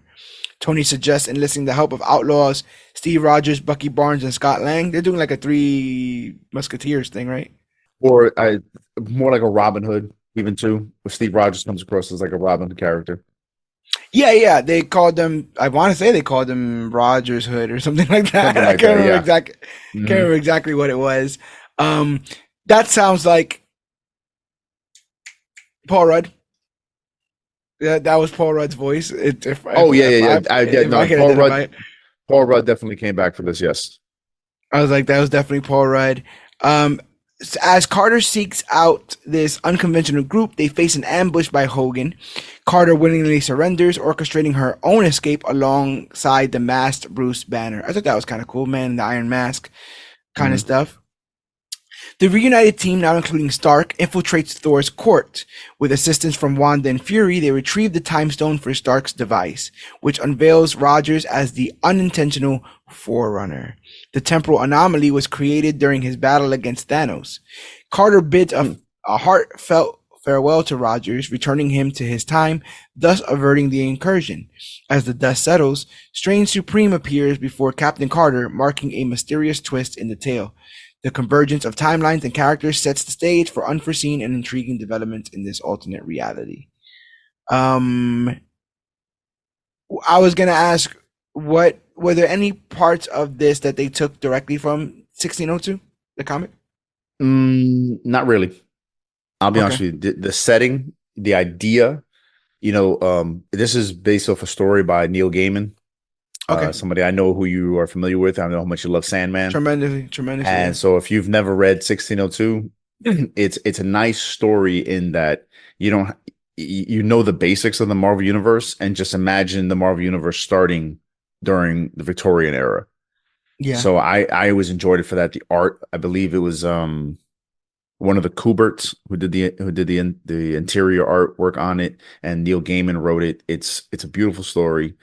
It does center around Steve Rogers in that it all apparently this universe is created because Steve Rogers in one of the Avengers many time travel stories, I forget which one, where he does time travel, he gets flung to this era, and that causes, you know, everything to then begin in this universe where it's like, oh, because now there must be one superhero here. It starts everything else. There's a Spider-Man character. His name is like So wait, so he's a forerunner in this as well? He's a forerunner in the book? yeah. Well, he's not the forerunner. I don't want to spoil it. He Okay, like don't. No, you're good. the You're good. You're the good. entire series, he's kind of right in your face. And at Uh least huh. for me, I didn't catch it until like the second to last issue where it's like, Okay. oh, and so because you're trying to figure out like why is this happening? Why is this happening? So in that case, this is similar to this because the whole time you're sitting here going, well, these characters, you see like you said earlier, you see that you have the Happy Hogan Hulk character, so you're like, okay, so this is a universe we know, but what is different? We have a Hella character, we have all these characters that we know, but something changed in this universe. So what is it that's changing it? And then when we get to the end where you see, oh, in this era, Cap hits the time stone and it causes this reverberation throughout time that all these crazy things happen that then time is trying to fix it. Like this is not the way it's supposed to be. Right. So I really did enjoy this episode, although like we both agree, giving us the same characters but not quite the same characters so soon leaves us kind of confused. Like, okay, but who's this? Who's this? Where does this person matter? It can be a little overwhelming, but on a whole, I loved, I don't get tired of Captain Carter. I really, really enjoyed her. So seeing Yeah. her play this heroic beat and the whole time, because I never really liked the fact that they were able to redeem that this Doctor Strange in the first season. Interesting. Like even in that first season, I was waiting for him to betray the Guardians of the Multiverse and be like, Okay. wait a minute, Okay. if I work with Ultron, I could help him win and he'll give me back my universe, leave me alone, and you can take Yeah. over the rest. You can have the Googleplex worth of multiverse dimensions. Just give me the one where I have my girl. I totally saw that happening and it Interesting. didn't. So having him show up in this where it seems like he's doing another, oh, I'm collecting heroes to go do a bigger thing. I was like, nah, this son of a bitch. He's up to no good. He's up to no good because come on, think about what this character did. This character sat there destroying legacy monsters, destroying universes, doing all types of heinous stuff to save this one girl. And now he's like showing up just like, hi, everybody. I'm just doing So stuff. I just need your help. Can you help me for a minute? I got something on that. I got an opinion on that. I'm gonna put a pin in it real quick because I do want to say that you were right. It is Andy Kubert as an artist on the book 1602. Also, it's a 8 issue miniseries that went from November 2003 to June 2004, which means this June it hits 20 years, and we will be covering it this summer. I'm with it. 1602. You've heard it. You heard it here first, folks. So I like 4/5 agree with your Doctor Strange analysis. The only thing is I never saw it as him turning good or bad, more so than it just being a fact that he couldn't win. Does that make sense? Like I've always ever seen it as like, oh, like I've now realized from all corners of this, I can't have her. Like literally, my world is melting. I can't have her. So I'm just not gonna try because I've tried everything and it won't happen. So the idea that he's trying again felt weird to me. I'm on the opposite end where I'm like, well, I mean, maybe get your universe back, but don't mess with her. Don't leave Christine alone. Well, But we'll get to yeah, that. But in yeah, general, you know, this character reminds me too much of a. This is not our Doctor. This is not our Doctor Strange. This guy reminds me of Doctor Doom, a guy who's so interesting. focused on what he wants, he doesn't notice how it just disrupts other people. Or worse, he does notice, and he just looks at it as, "I'm doing my job. I'm the smartest guy. Yeah, I'm the most powerful guy." To hell with the fact that, ooh, it upsets you and your minuscule life. I'm over here just I'm over here taking out universe killing monsters and beings. I'm not yeah, worried that I'm gonna mess up your part of World War II. Ooh, yeah. It also feels kind of strange that we had the Watcher intervene. He broke his oath when I guess Ultron Prime, I believe they were calling him for a while. When he showed up, that's how the Guardians of the Multiverse became a thing. Um, it feels kind of weird that he's just kind of like letting this thing with Strange go as it is, and it also feels weird that Strange feels like he needs to lie. Are you all powerful or are you not? Like, do you have all this? Do you have all these Mhm. powers or don't you? Well, I Could he mean, if you not? Could think, he really not? Could he really not beat Kahari? Like if he didn't get Peggy, which I think messed up his plan, if he didn't bring Peggy to the Sanctum Infinitum or whatever, then he would have just had Kahari, and if he could have beaten her, I don't know how he would have, but if he could have, then we're Gucci. Everything's set. I think obviously he had already confronted her before. I mean, he did definitely With the interaction that we saw, right? with the interaction we saw. So he must have tried something then and realized, look, this is too much work. I could be doing something else. And oh, I know who someone that'll convince this character at least to stand down to the point where then I can swoop in, which is what he tries.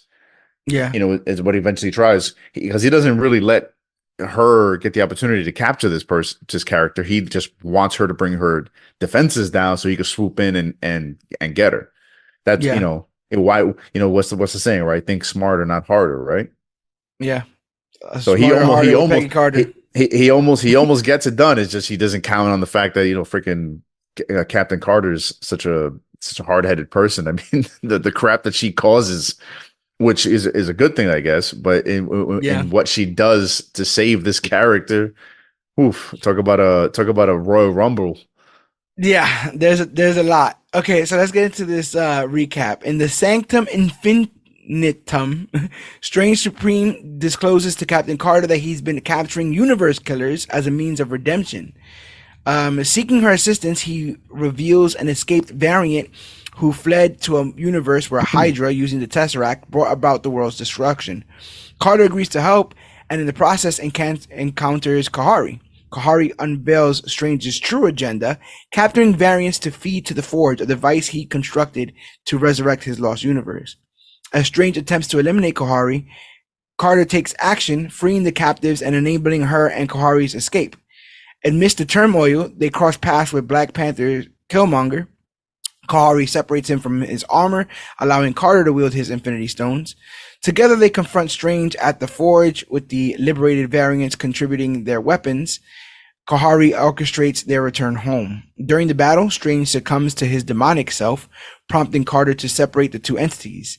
As the Forge collapses, Strange sacrifices himself and his counterpart to it. The Watcher intervenes, returning Kahari home and bringing Carter to Strange's restored universe. The Watcher reveals that Strange successfully resurrected Christine Palmer, but can never be reborn into it.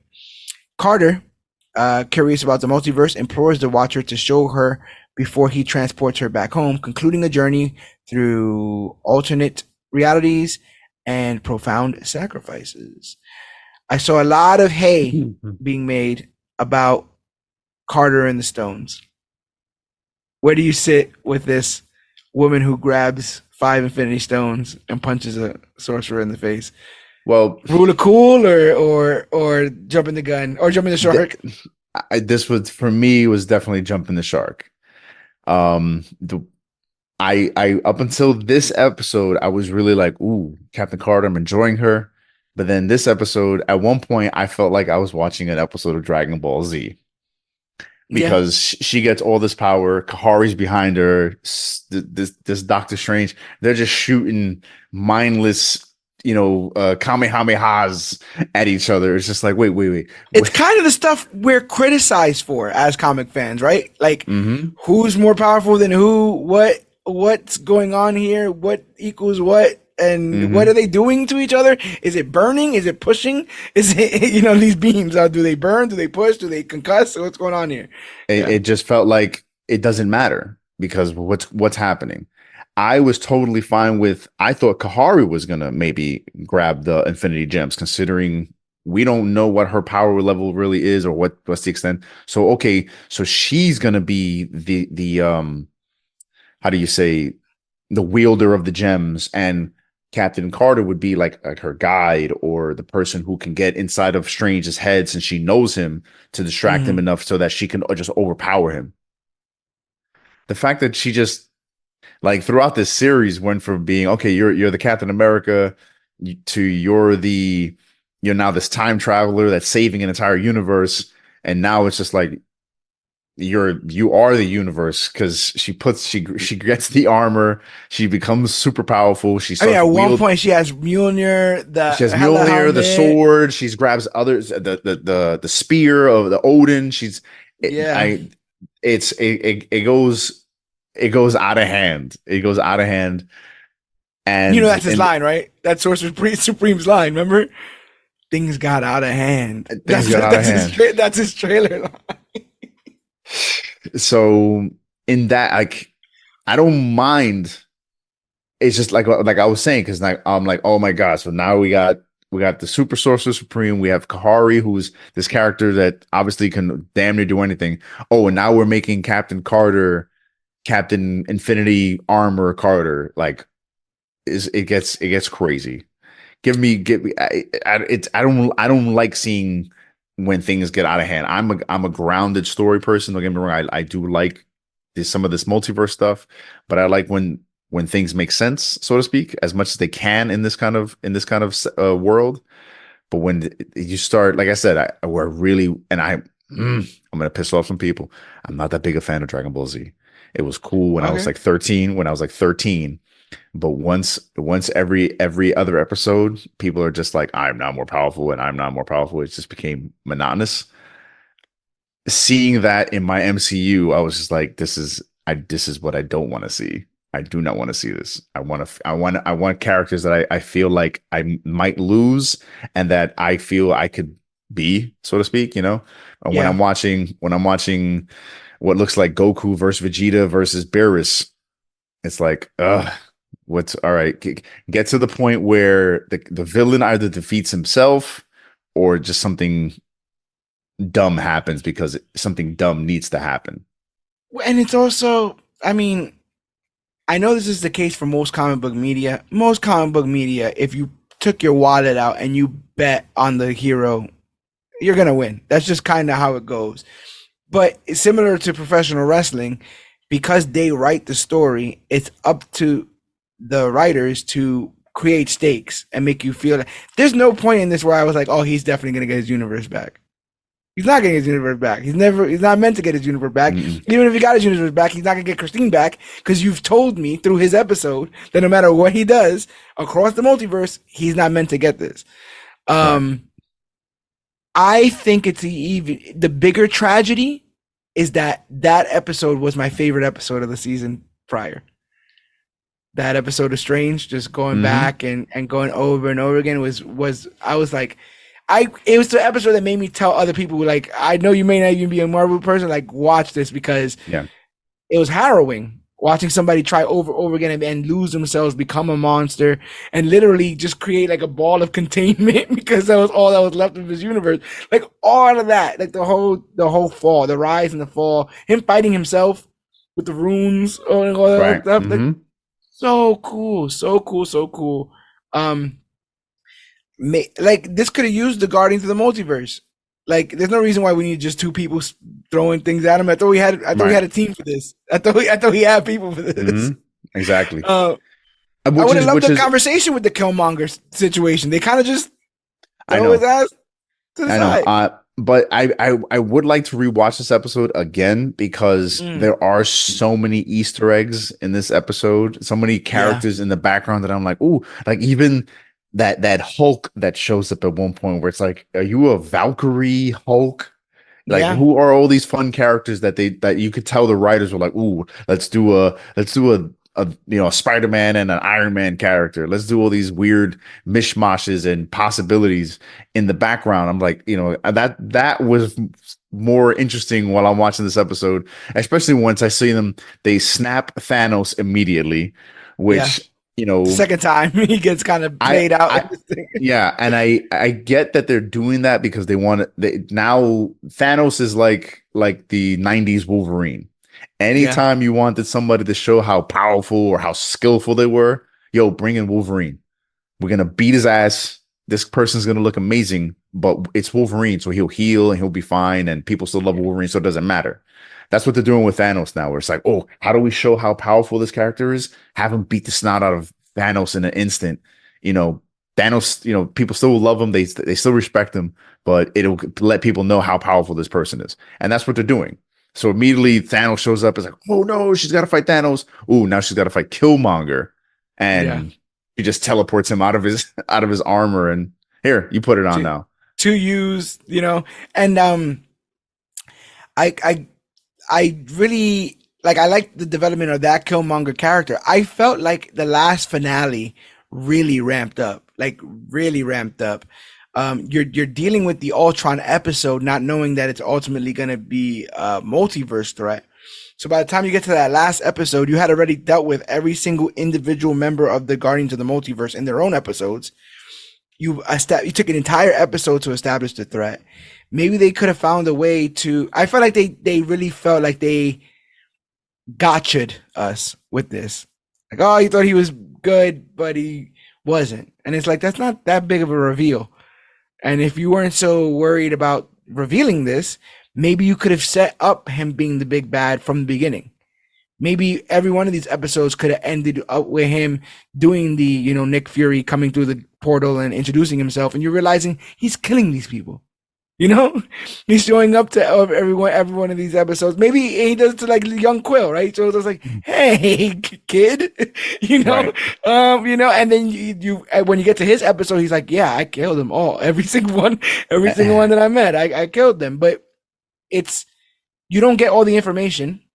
You get half of it. It already on the face of it doesn't sound right. You sussed it out from the beginning because you already knew he was a piece of trash.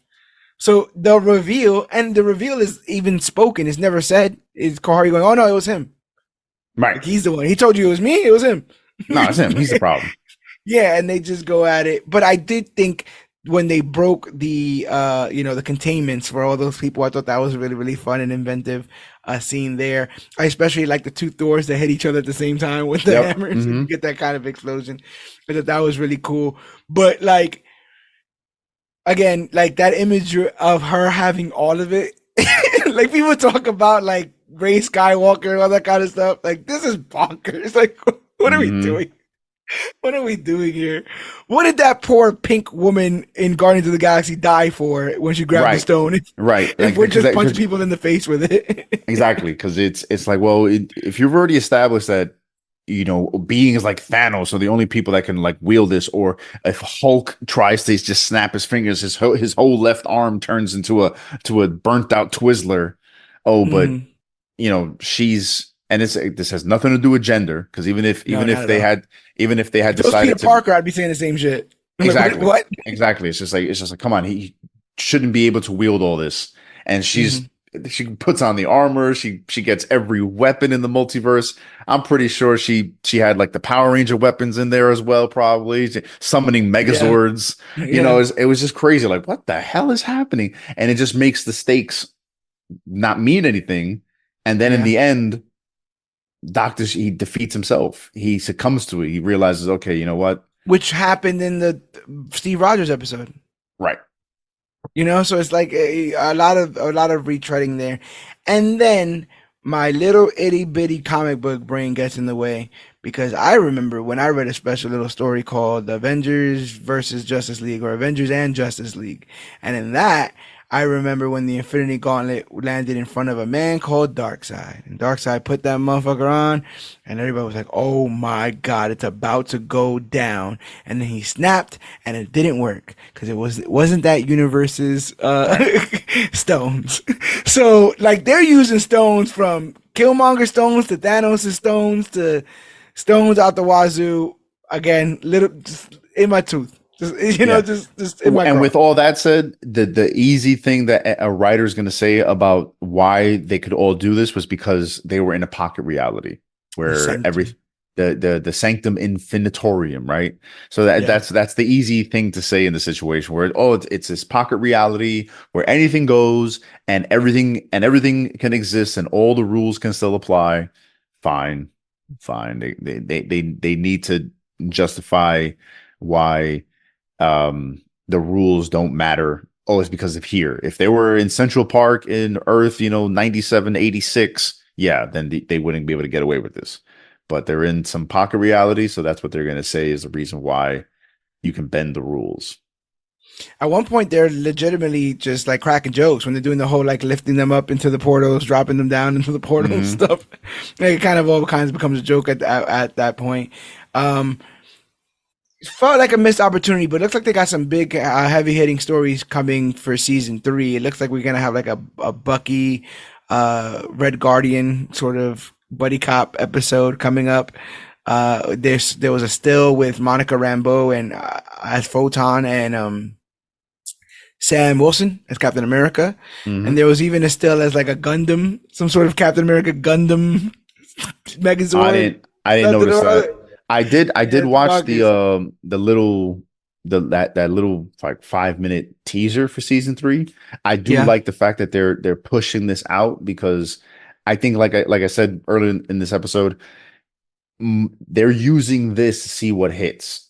100%. So they're Yeah, like, look, the faster we can just record these and get this out, we can then figure out which of these things to put into live action and also into other mediums because we need something else to get people rolling on the next MCU thing because as of right now, we ain't got a Captain America. I mean, we have Sam Wilson, but we don't have, Chris Evans. Who knows if Chris Helmsworth's coming back? RDJ might come back as a AI hologram yeah. thing. But besides that, I mean, the casual fan, and if you just this is me just admitting it, the casual fan doesn't have a character they give a damn about, Right. you know? And And it's so because they haven't been given much time to sit with the characters that we do have. that's right. Even characters that probably people were into. I believe had by now we'd had a Shang-Chi 2, as well as some of his things matter in other movies. I think people would be behind that, but they just didn't put it into it. They just didn't do it. They put a lot into Kamala Khan. I like Kamala Khan. I like that Iman Vellani is so into the character. But if you look at the sales behind, she has the least watched uh MCU show on Disney Plus, Yeah. and the Marvels didn't do much. So it's like, yeah, you're putting all this behind this one character that has doesn't have that following.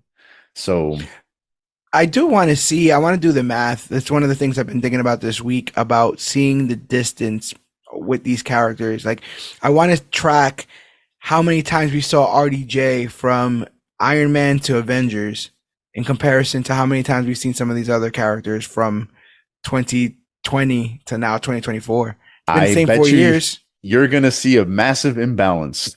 Yeah, I suspect, and it like the proof would be right there. Then you know what I'm saying? Like, how you expect people to attach themselves if you just keep spinning the roulette wheel? Oh, who we're doing now? We're gonna do this movie, and we're gonna do that. We're gonna do Eternals. No, not for nothing. No one asked for Eternals. I don't know. I thought it was well done, and I thought that it was a different. It showed that Marvel can paint with a different paintbrush, Mhm. which I think is necessary, 110%. But when you talk about like forward momentum, we've not. That didn't push anything. That didn't move anything forward. Still wondering about that damn celestial in the ocean. We'll figure. He's sitting there wondering too, like, when is someone gonna notice me? I'm We standing here, no one cares. they're gonna make it a museum. That's what's gonna happen. They're just gonna hollow it out, make it a museum. But like you said, I would love in some movie if like they blatantly like sail past it and they just act like, oh yeah, there's the mountain. That's some yeah, mountain that showed up. meet We don't me even at know the what the hell. celestial. Yeah, exactly.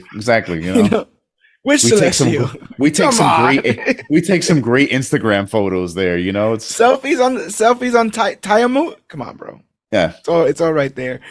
But like you said, we don't know when or if people like RDJ are coming back. Other heroes, we don't know if they're coming back. Definitely we're coming back because we do our podcast each and every week, and we know what if season 3 is coming back, so that means we have to come back because we'll have to cover that. But yeah, I thought this was a little bit of more of a lopsided season. I still dig the premise, so I think there's still time to recover and do some really, really cool stuff. Um, I wonder if because it's animation, if it serves better to gear it towards children. But selfishly, I want stuff that's a bit more adult. I dig on the subject matter that I saw from like the whole Killmonger saving Tony to turn all his robots against him to take over Wakanda. Like that was kind of That was dark, dope. and it was That was really, really great. cool. Really, really Hmm. cool stuff. And a little show like Invincible has showed us that you can gear cartoons towards adults. So come Oh, on. 100%, 100%. Um, I just always wonder about like the parent that turns on Disney Plus and then the kid says, "I want to see that," and then you'd be like, "Well, you can't really," like Echo, right? Like, oh, why can't I watch Echo? It's right next to, What If? Well, you have to And it's turn like, on well, to see uh, that stuff. You have to turn on like that next level in Disney Plus, and it defaults to the kid thing. So you really shouldn't see this okay, unless okay, unless you're just you don't give a damn about I'm sorry to say about being a parent. right, You know, right. it's the truth. Uh, no, I totally get it. I totally get it because this is my baby and I get to share it with everyone each and every week as part of the Major Issues podcast. As you guys know, Major Issues drops every single Thursday, except for next week. We'll actually be dropping on Wednesday, a day early, to make sure that we're giving you guys as many episodes as we can in January. We're moving back to Thursday after that because we got to get ready for Madam Web, baby. That's around the corner. Yeah, I'm stoked. I'm sitting at the edge of my chair. I cannot wait I'm on for the this other side of movie. that chair. I'm on the other edge of Spider Verse. That's where I'm at right now. But did you see the image that's going around of Adam Scott as purportedly Ben Parker?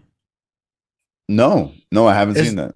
it's just, I mean, you don't look at him and go, oh, that's Ben Parker, but like supposedly he's playing Ben Parker. There's a scene of him, he's like an EMT alongside Cassandra Webb, and there's like a scene of them having Chinese food, and the picture that they take of him is of him holding a fortune, like from a fortune cookie, and people Mhm. have already said, knowing Sony, what's that fortune gonna say? B-Roke.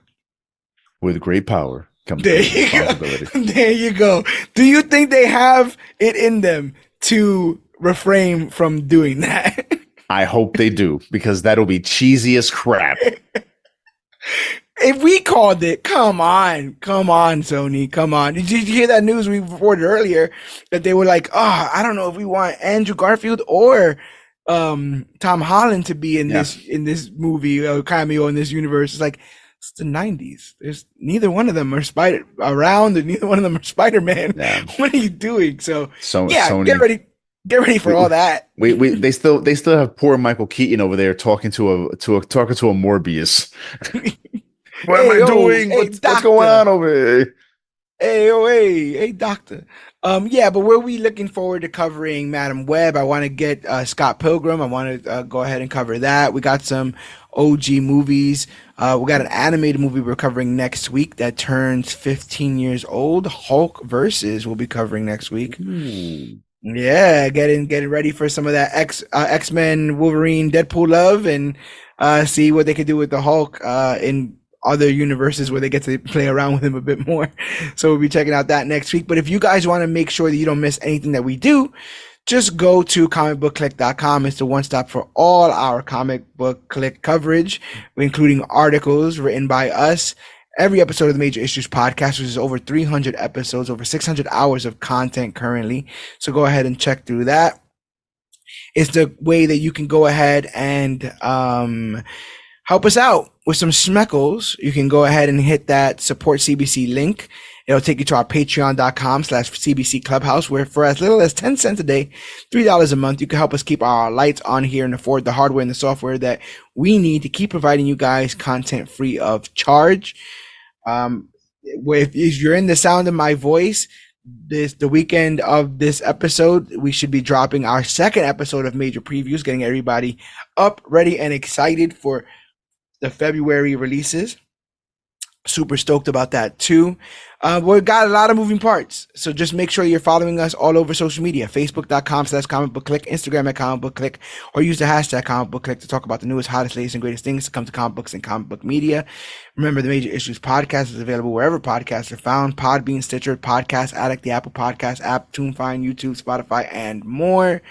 We are taking over, people. Our numbers are growing across the board, and it's thanks to you guys.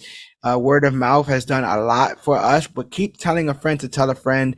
Rate and review us on iTunes so we can grow as podcasters and so that other people can find this podcast. We're looking up for our other members. They're out scattered across the multiverse. Be our watcher, bring them to us, and help us grow Comic Book Clique, because I've been to the future where we do become the latest and greatest things to come to comic books and comic book media, but I can't tell you how we do it because it would mess up the timeline, and next thing you know, The Rock is on the board of directors of TK. That's apparently we're there. Okay. Apparently we're there. Doctor Strange, come through and save us. Save us. Damn you, Uatu. You could have intervened. This could have been your moment. You damn voyeur. Either way, get on the bandwagon before the bandwagon gets full, and stay tuned for the next episode of the Major Issues podcast next week. But my name is George Serrano, aka The Don. And I'm Alex Garcia, aka B Roken, with you for all of 2024. And this is our What If Season 2 recap and review. And remember, whether you're a creep who likes to sit and watch from afar, a sorcerer who doesn't mind getting his hands dirty, or you're constantly wondering to yourself, what if? You don't gotta wonder, because you are part of the clique, which means that you always have to remember that you, yes, you, are worthy.